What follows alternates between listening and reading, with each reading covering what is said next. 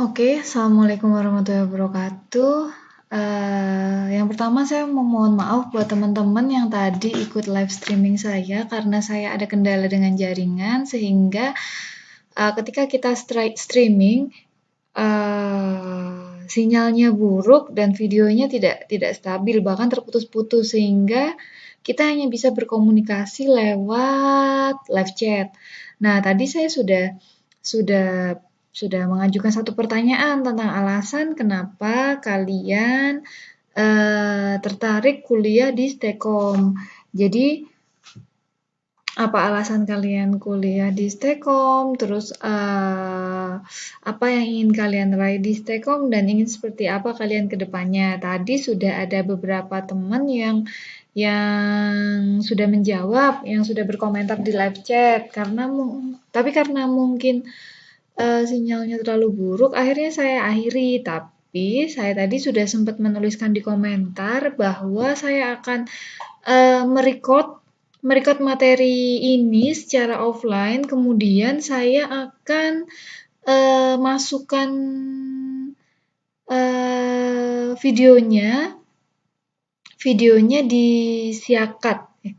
Bisa nggak ya? Atau nanti kita bahas berikutnya ya, nanti linknya ya.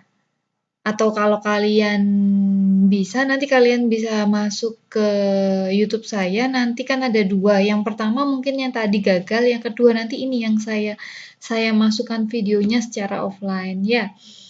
Nah, untuk yang pertama langsung saja kita ke materi ya, karena di sini saya rekam secara offline, jadi kita langsung ke materi aja. Saya akan jelaskan. Sebenarnya inginnya saya itu tadi ada diskusi atau feedback. Artinya, walaupun kuliah ini dilakukan secara online, tapi nanti kita juga akan ada diskusi. Misalnya, saya memberikan pertanyaan, kalian bisa menjawab lewat live chat. Atau misalnya kalian ada pertanyaan, bisa kalian ajukan lewat live chat. Atau juga saya akan memberikan tugas bisa dikerjakan di rumah mungkin, misalnya seperti itu. Namun karena ada kegagalan dalam streaming, mohon maaf. Jadi ini saya rekam aja ya yang offline-nya. Nah, untuk pengantar bisnis.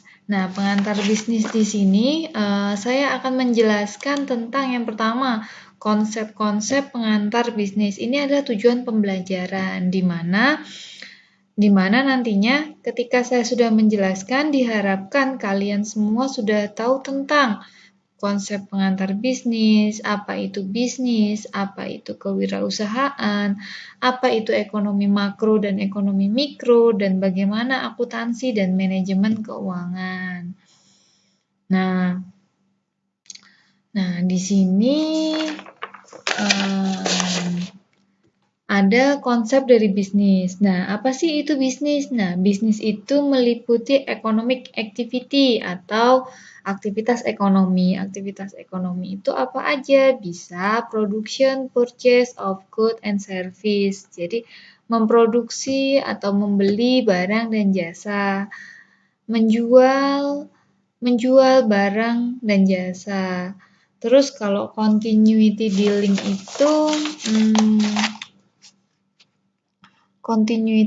itu adalah transaksi yang berkelanjutan. Jadi ketika sudah menjual barang, apakah selesai sampai di situ? Tidak, masih ada continuity of dealing. Jadi transaksi yang berkelanjutan, harus ada purna jualnya seperti apa, kedepannya seperti apa, target-targetnya seperti apa, dan lain sebagainya. Kemudian ada profit earning atau penghasilan laba. Jadi berapa laba yang diperoleh, sudah sesuaikah dengan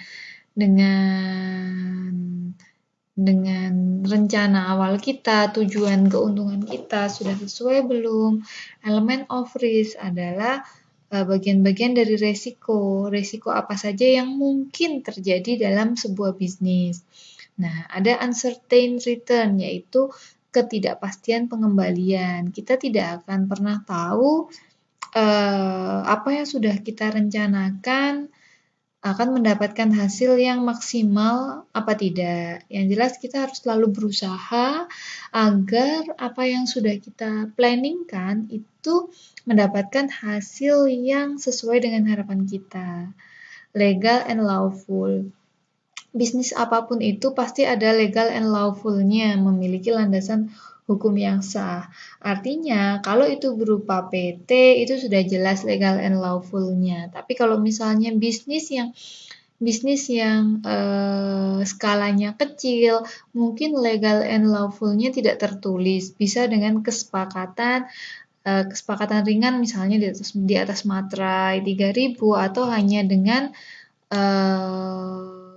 kata-kata misalnya bisnis kecil-kecilan dengan teman. Nah, legal and lawful-nya pasti pembagian hasilnya kan pasti mereka sepakati nih 50-50. Nah, itu tidak akan tertuang dalam fakta yang ada notarisnya dan lain sebagainya. Itu hanya lewat ucapan dan kepercayaan. Nah, kemudian kan consumer satisfaction, kepuasan pelanggan. Kepuasan pelanggan ini adalah yang diharapkan semua orang dalam berbisnis, karena ketika pelanggan puas, pasti dia akan melakukan repurchase atau pembelian ulang. Dan ketika sudah ada pembelian ulang, pembelian berkelanjutan, otomatis usaha kita atau bisnis kita akan berjalan dengan lancar dan diikuti dengan profit yang lancar pula. Nah, maaf ya, saya jelasnya agak cepat ya, karena sebenarnya kita ada diskusi berhubung ini cuma penjelasan. Oke, saya tidak akan mendapat umpan balik nih dari kalian. Ya, tapi kalau mungkin ada yang ditanyakan bisa. Nah, untuk bisnis sendiri, pengertiannya adalah segala aktivitas pembuatan dan jual beli barang jasa kemudian ditukar dengan uang.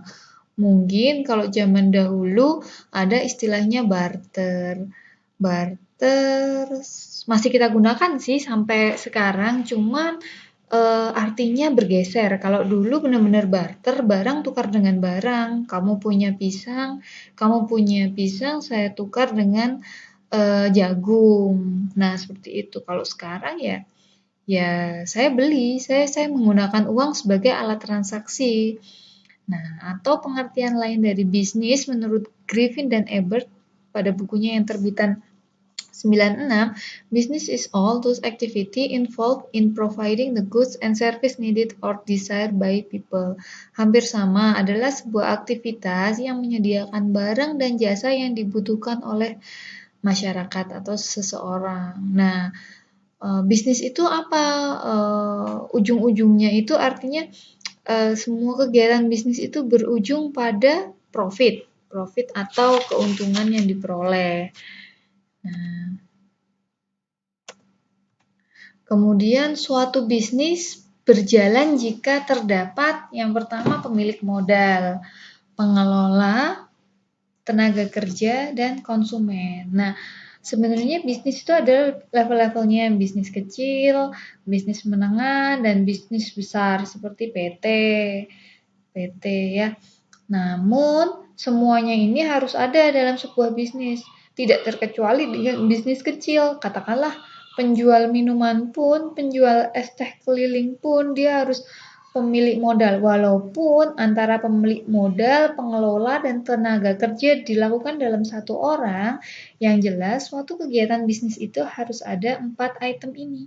Nah, kalau tadi yang saya contohkan penjual es teh, pemilik modal dia sendiri, pengelolanya dia sendiri, tenaga kerja dia sendiri, nah konsumen orang lain. Sedangkan yang lebih besar misalnya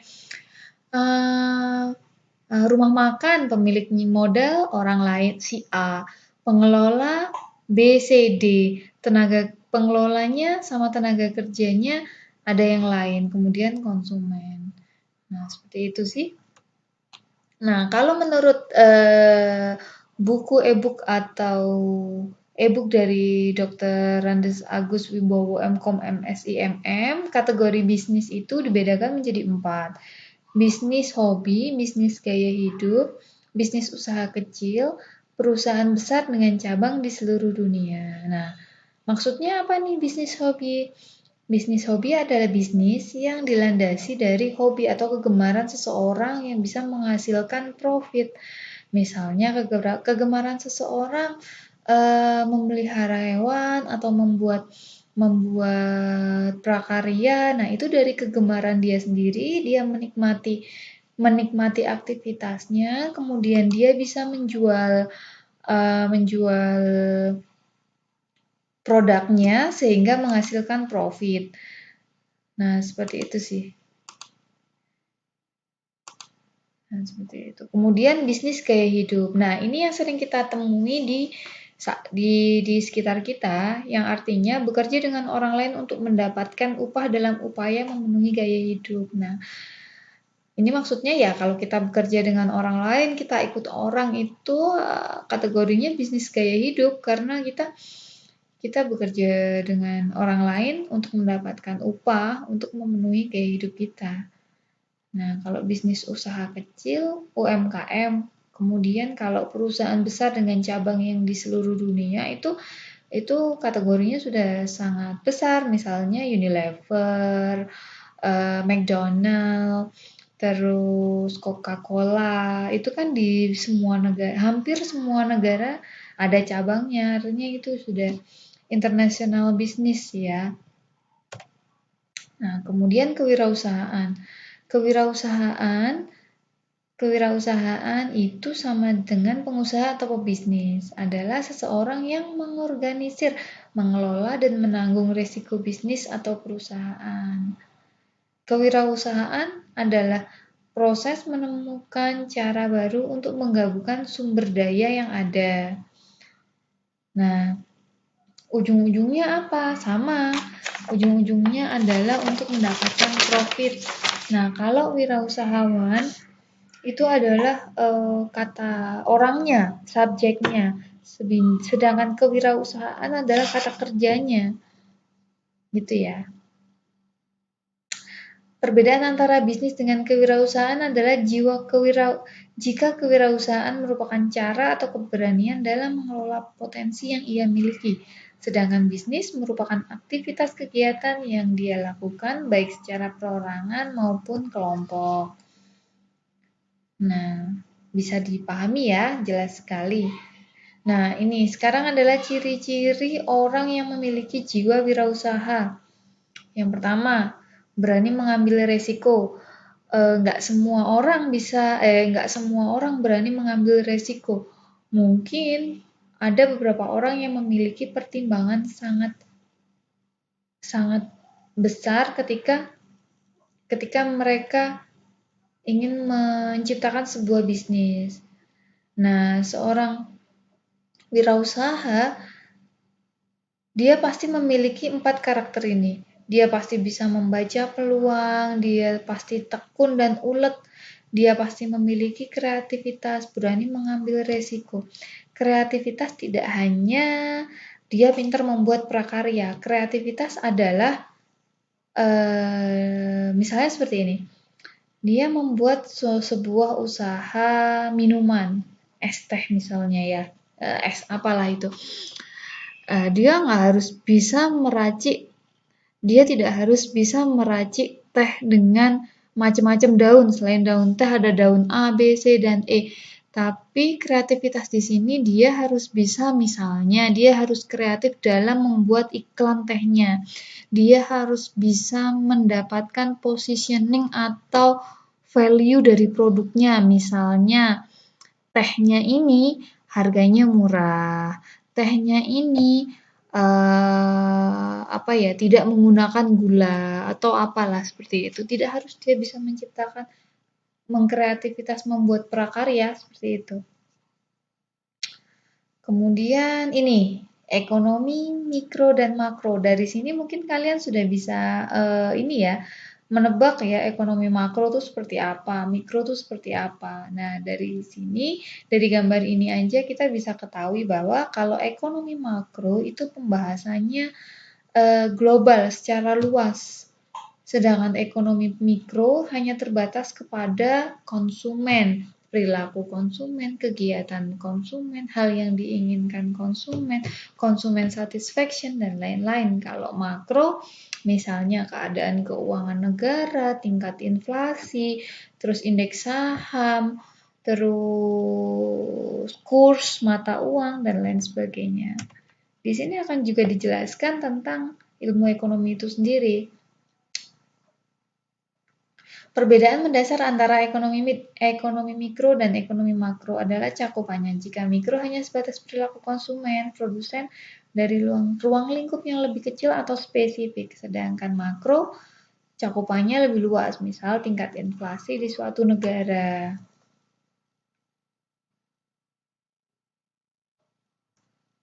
Nah, langsung aja ya.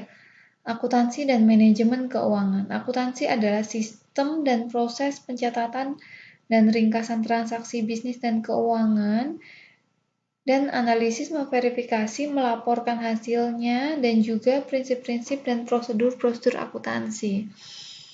Nah, untuk pelajaran akuntansi mungkin kalian di semester depan akan mendalaminya lebih lanjut. Di sini hanya sekilas aja tentang akuntansi itu apa sih, proses pencatatan, proses menganalisis, proses memverifikasi dan melaporkan hasilnya sesuai dengan prosedur dalam akuntansi.